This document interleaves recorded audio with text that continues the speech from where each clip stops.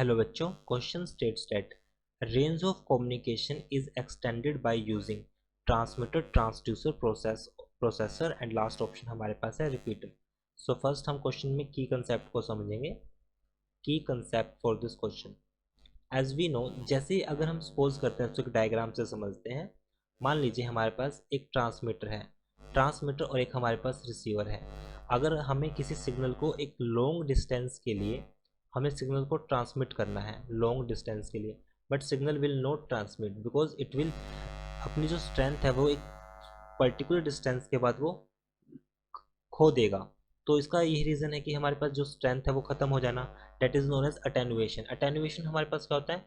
Loss of signal strength. Loss of signal strength is known as attenuation, is known as attenuation।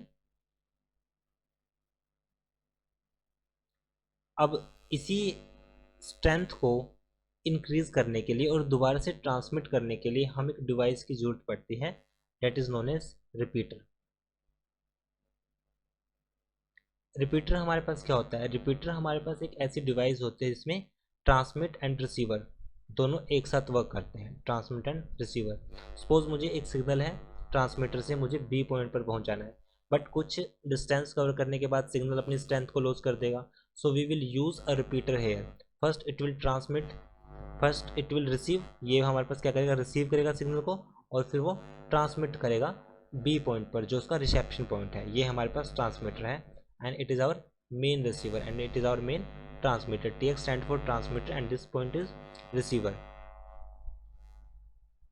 So we can define it is combination of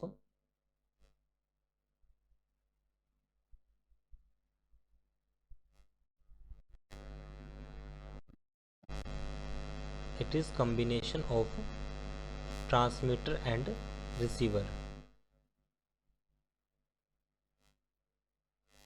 to enhance the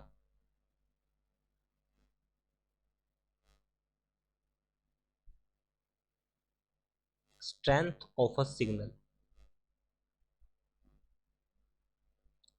to enhance the strength of a signal. That's why we use a that's why we use a repeater. I hope solution is understandable. So right answer is option D. Thank you.